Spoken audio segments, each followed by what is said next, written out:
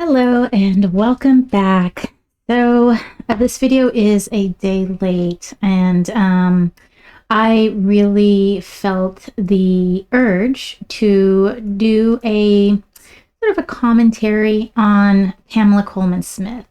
Yesterday was her birthday. She is an Aquarius. Actually, she's considered maybe on the cusp of Aquarius and Pisces.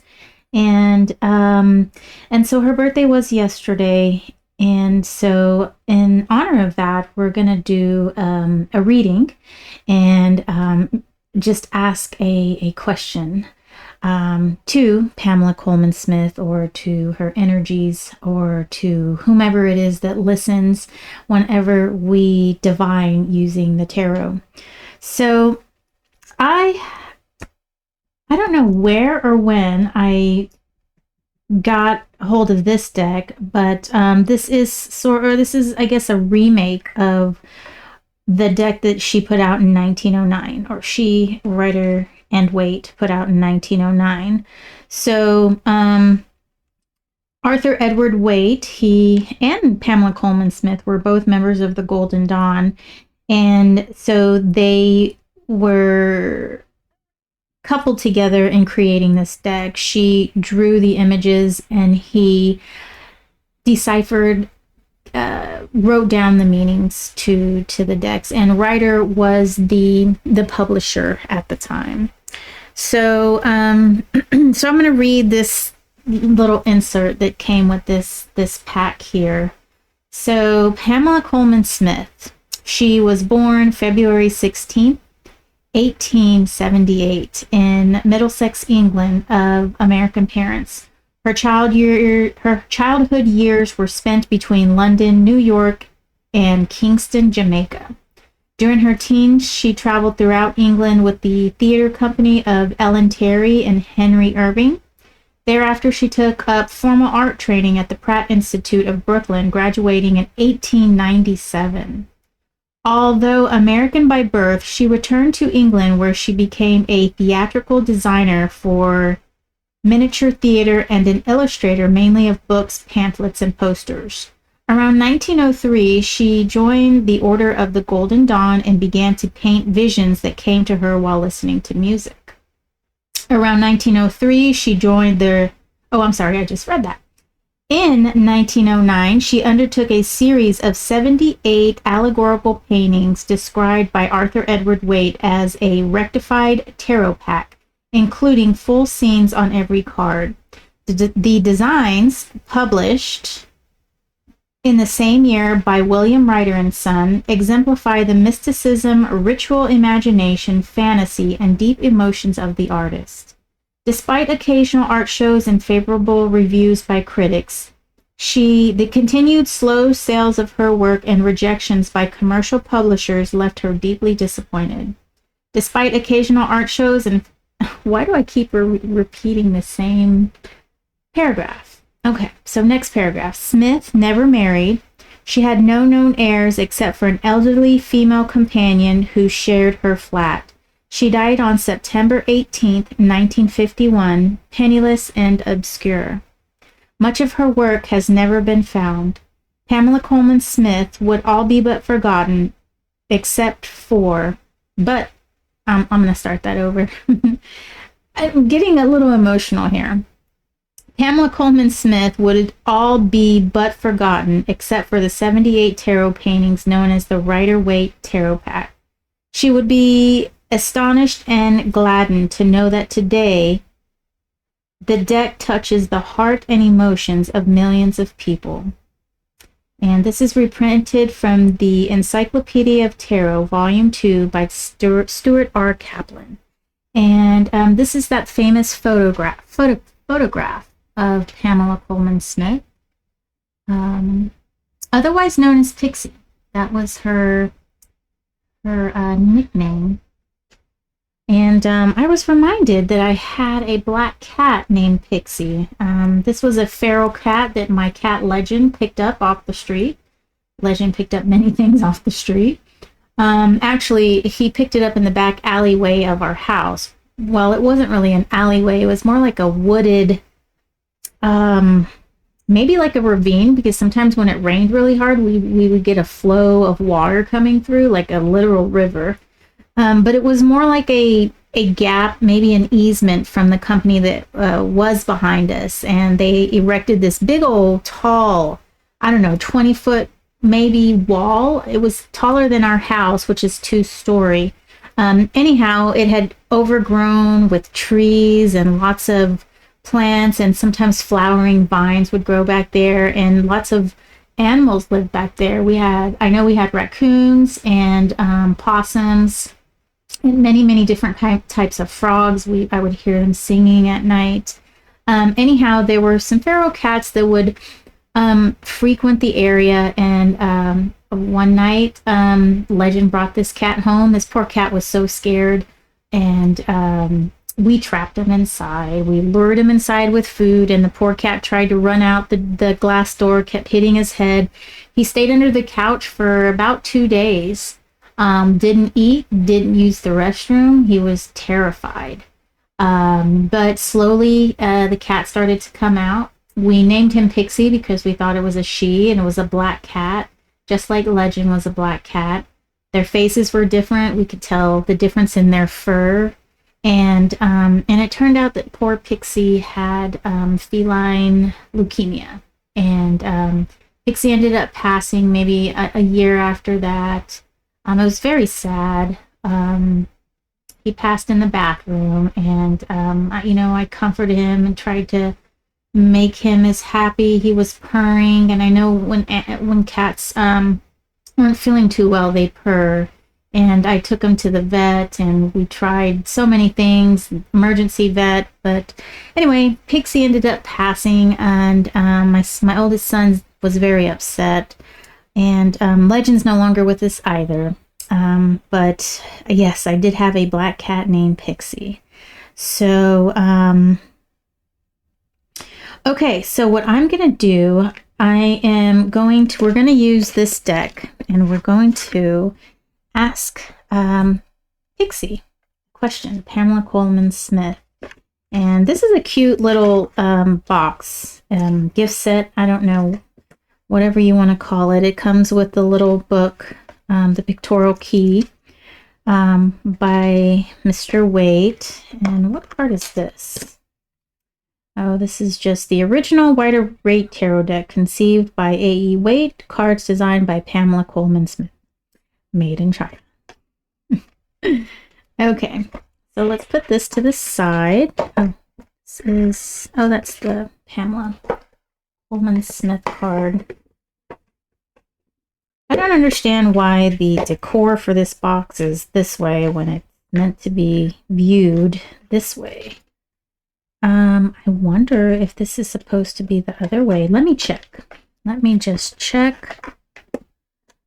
Oh, and look, we have the Celtic cross. I don't really use any of these. Can't go the other way. It's got to go that way.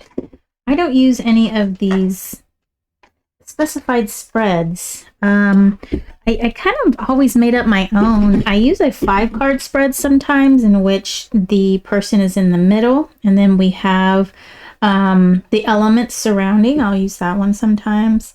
But the main one I use is the one I use for my readings on here.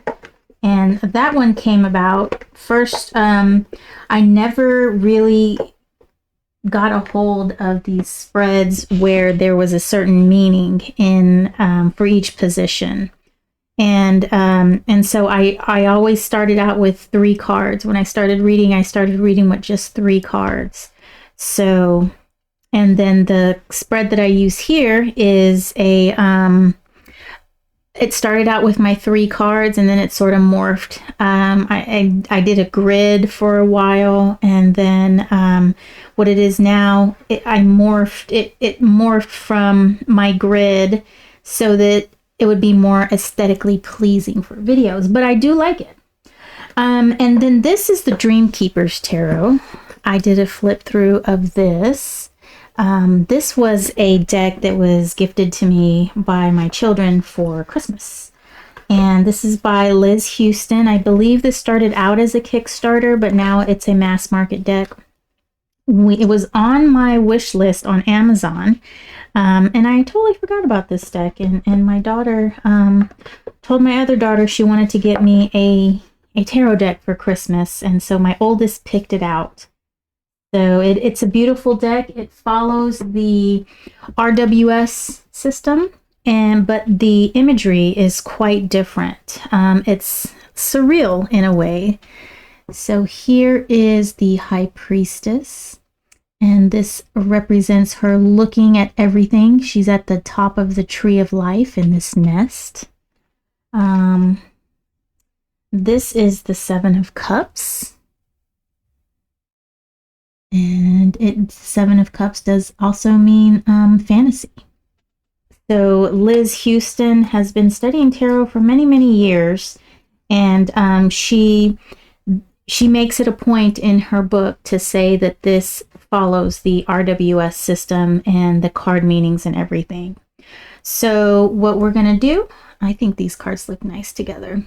Let's see, I'm going to turn down the light just for a little bit so you can get a feel of how these look. So the back of the Liz Houston card is like a filigree.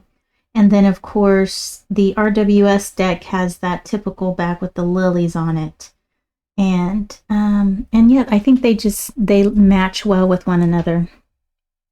And so at the end, I don't know if we need to draw an oracle card at the end. I don't know. We will see about drawing an oracle card at the end, because this is kind of a different reading, I feel. All right. So the question that I want to ask is, let's see. I kind of have it. So I want to ask Pamela Colman Smith how she feels about tarot today. Pamela Colman Smith, how do you feel about tarot today in 2024?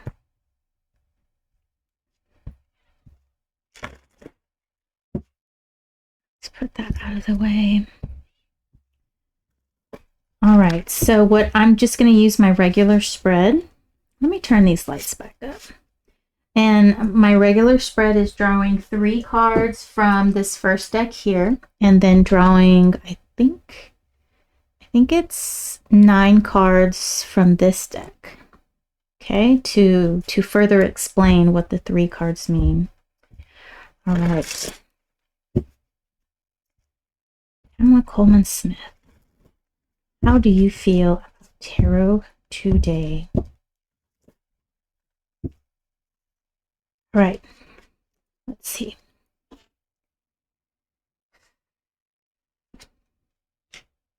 Oh, interesting. 9 of Swords, 10 of Pentacles, 7 of Pentacles. Wow, so the first card we draw right off the back is that anxiety card, that card of too much going on in the mind, maybe overthinking and kind of not being able to release things. And then we've got the 10 of Pentacles here, and check out this card. There's like a lady in the head or the neck area of this other lady. And kind of interesting. And I actually would like to read what Liz Houston said about this. So, like I said, this is not going to be the typical tarot reading. This is going to be booked under a chat.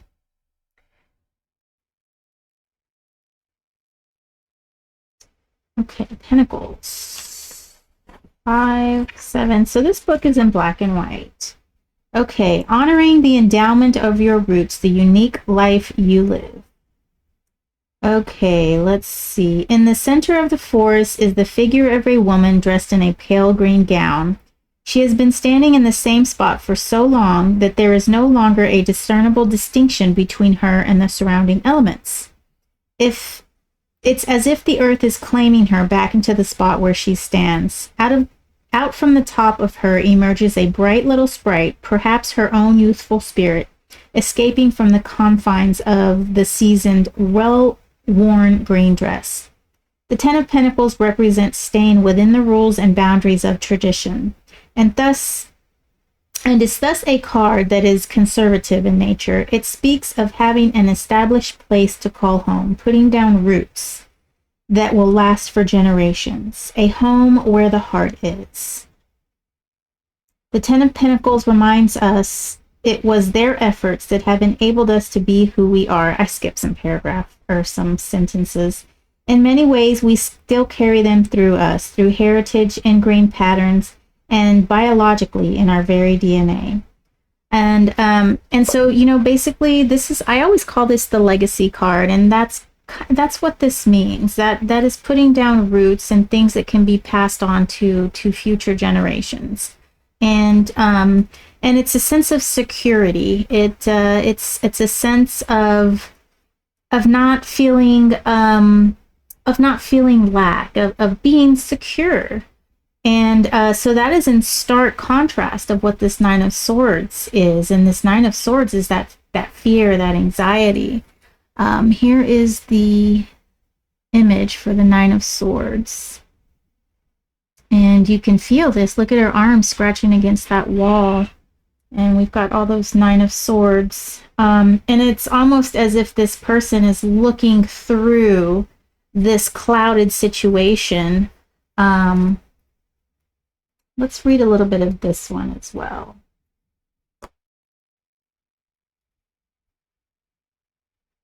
Oh, that's right. I'm looking for, she has all of the court cards all together in the back.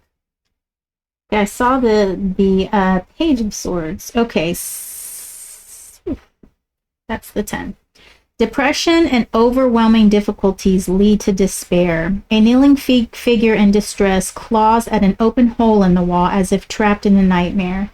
This Nine of Swords represents deep suffering, loneliness, anxiety, stress, and heartache. There is a sense of hopelessness in this card, which leads to sleepless nights, feeling sorry for yourself, and being sick with worry. These thoughts can be utterly overwhelming at times, and when we allow our minds to continue with the rumination, it contributes to greater psychological distress down the line. This card brings to mind an old Italian proverb, La lingua batte dove il dente dual. My Italian's a little rusty. The tongue always touches the sword tooth. And that's true, you know. If there's something wrong anywhere, you know, you're immediately drawn to it, always, you know, trying to touch it and mess with it. Here it says, perhaps you are ruminating on an injustice experience or hurtful word from a loved one or friend. The positive card is that it can serve as a wake-up call, snapping you out of a nightmare and into a more awake and powerful place of being. Okay, and then the Seven of Pentacles.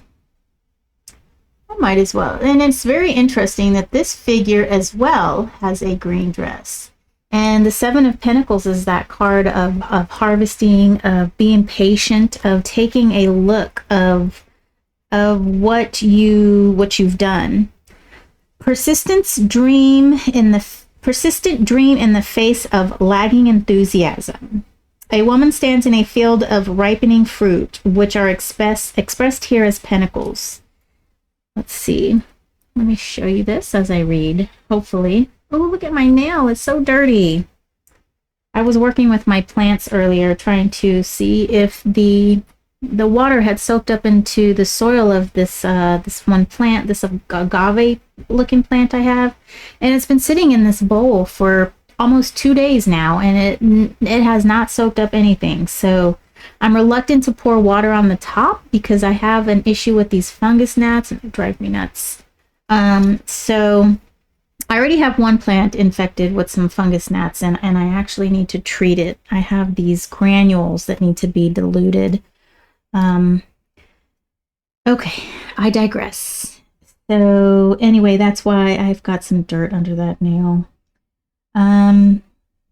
These still green blooms, 1 in her hand and 6 still on the vine, are nearly ripe, but not quite ready to be harvested.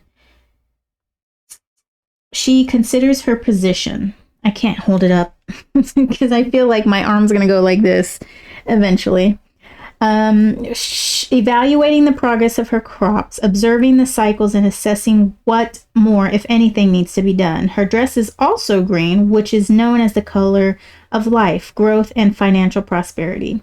Luck is on her side, as symbolized by the 4-leaf clover in her receiving hand. Oh, I didn't even notice she had a clover. And yep, there it is. See that? Luck is on your side.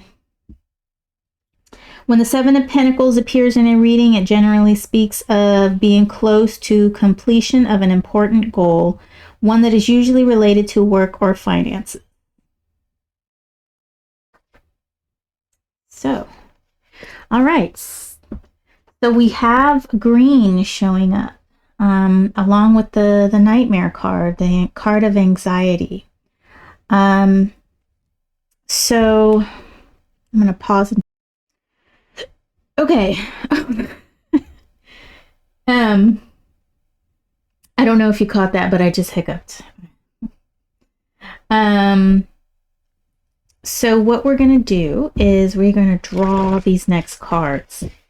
So the feeling that I'm kind of getting is there is some anxiety. However, there is also a sense of completion, of stability. And I feel like there still might be a little work that needs to be done. And we're going to put this into more context when we draw from this deck here. Okay, and this is a reprint, a facsimile maybe, of the Rider Waite Smith 1909 deck. And so this deck, the imagery on this deck is, let's do the math really quickly. So that's 100 and what, 15 years? Is that right? Yeah. 115 years old. So let's see what Pamela Colman Smith thinks about tarot today. I mean, she might be a little anxious because of all the interpretations that are going on. You know, there's so much. There's so many different decks out there, right? And that could be an addiction of its own, you know, and maybe that's what she's worried about. Let's see. Okay. King of Swords, Star in reverse, the Tower. Oh, we've got the 7 of Pentacles again, the Hermit in reverse, Page of Pentacles, Queen of Cups, 2 of Wands, and the Ace of Wands. Okay, all right, so let's see what Pamela Colman Smith is thinking right now about what tarot is like today.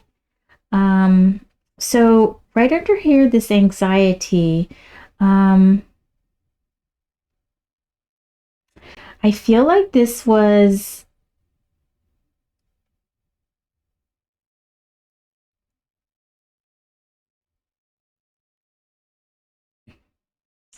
you know, I kind of get the feeling like this is a past feeling, that almost like this is her anxiety. She was really worried about it in the beginning. King of Swords here is heir of air, and so he is very logical, methodically thinking. We have the star in reverse, and let me do your, so you can see this beautiful spread. And slide these up a bit. And so the King of Swords is very methodical and logical in his thinking. And I think it's looking to me that Pixie was thinking that, I like that name. I'm going to call her Pixie. I hope she doesn't mind. Ma'am. That she was thinking that this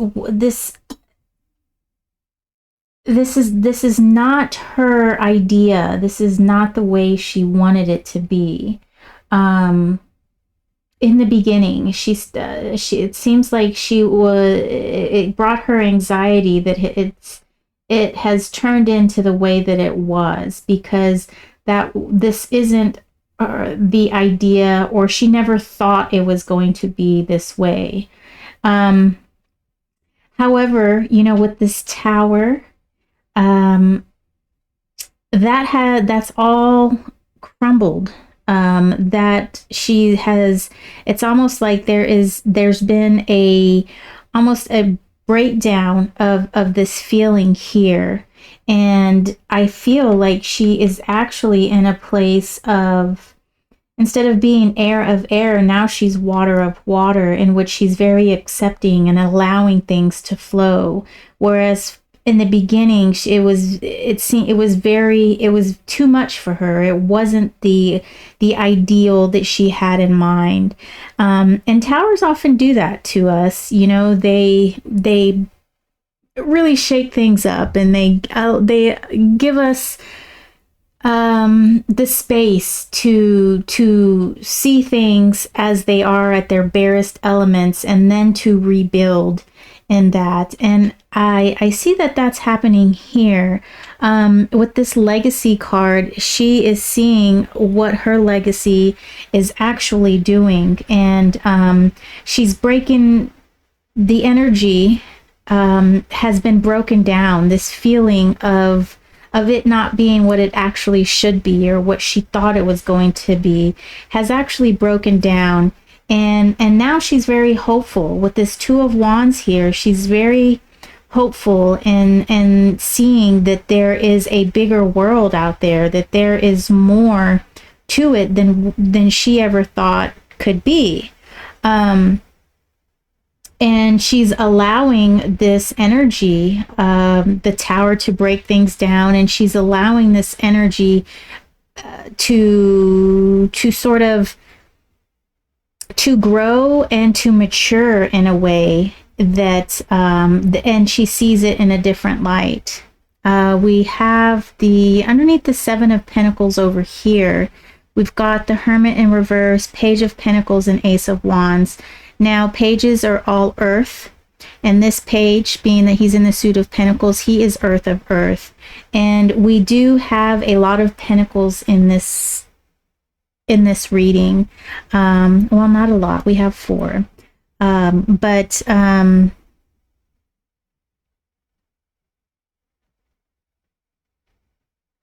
a 12-card spread, that's a third of it. So what I'm seeing here with this Seven of Pentacles energy, this Hermit being in reverse, I feel like she's no longer in search of I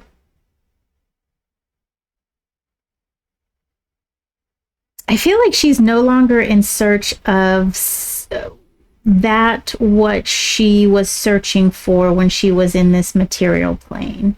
I feel like she has found what it is that she was looking for, and I feel like with this Ace of Wands, it's a new beginning of I don't want to say project, but I feel like she is almost at ease with this whole thing.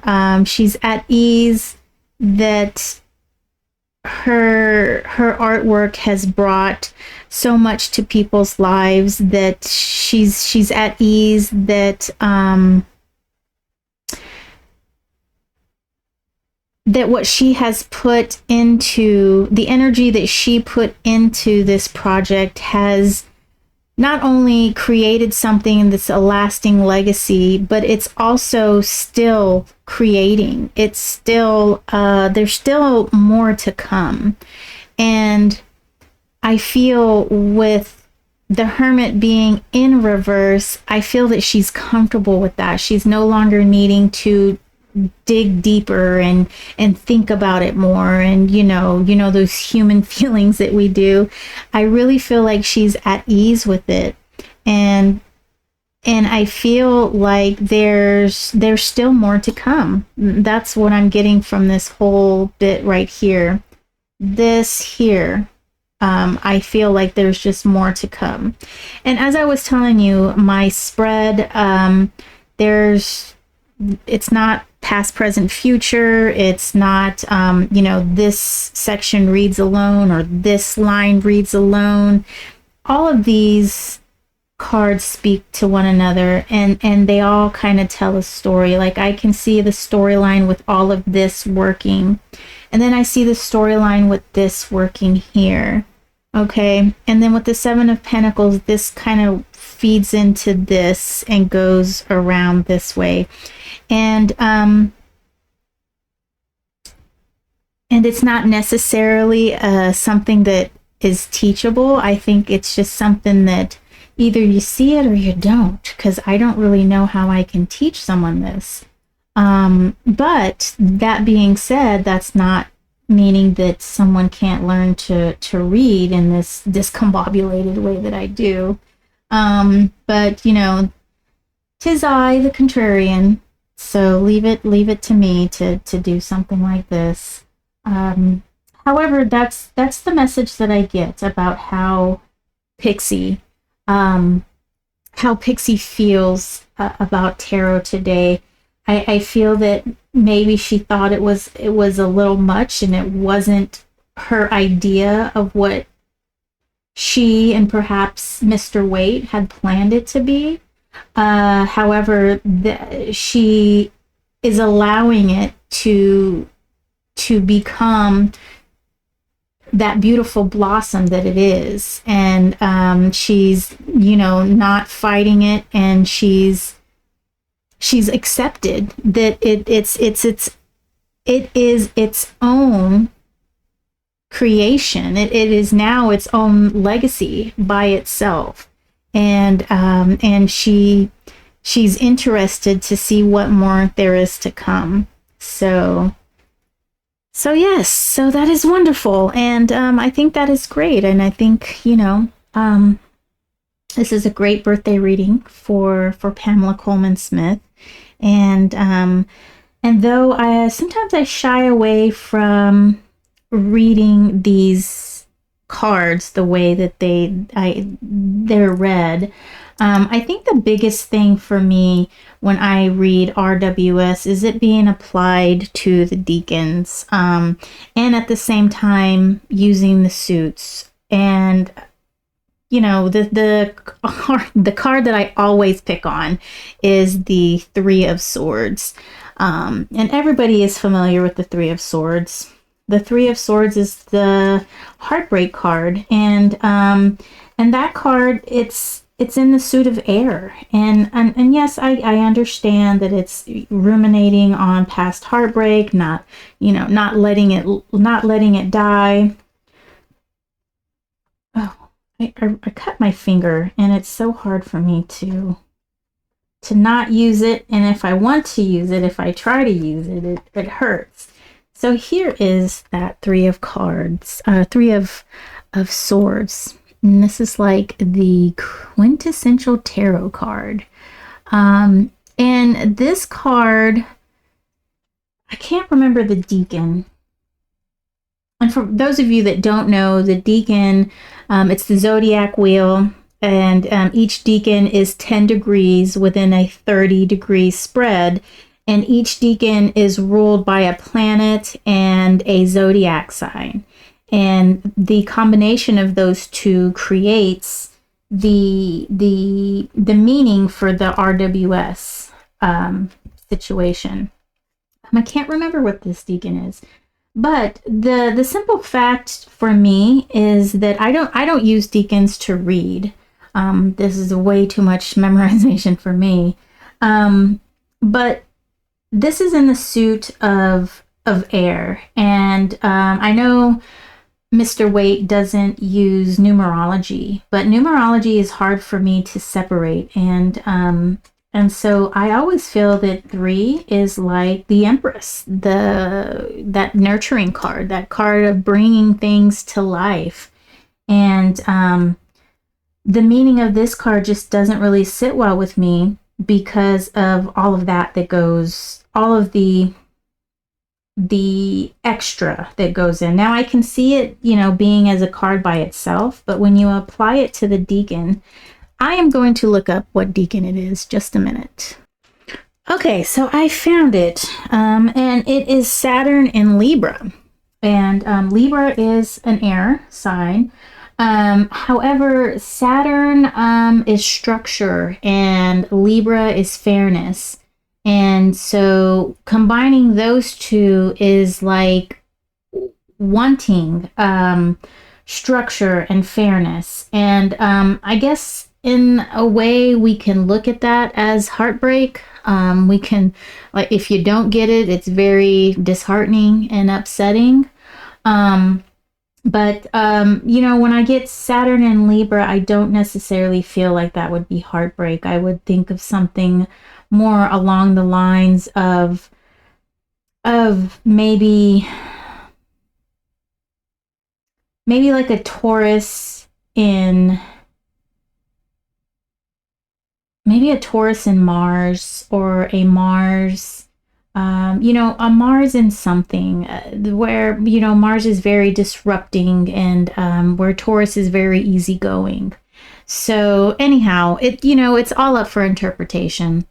And we all, one of the wonderful things about tarot is that all of us readers can put our own little spin, our own interpretation, and that's how you find a reader that resonates with you. And as a reader myself, when I look at cards, I find meanings and I articulate the meanings that come through for me. And it might not necessarily be how the next reader reads, and it probably isn't. I know a lot of people would flip in their chair if they saw my spread and knowing that nothing means anything in there.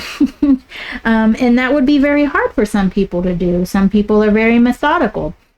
This means the present, this means the past, and that is quite all right. That does make it easier to know that this is the past, and this card means the present, and that this is what's crossing you. Super, super easy. But that's just not how I do it. And so that's that. And, the best thing I can say is, if you don't like someone's readings, don't watch them.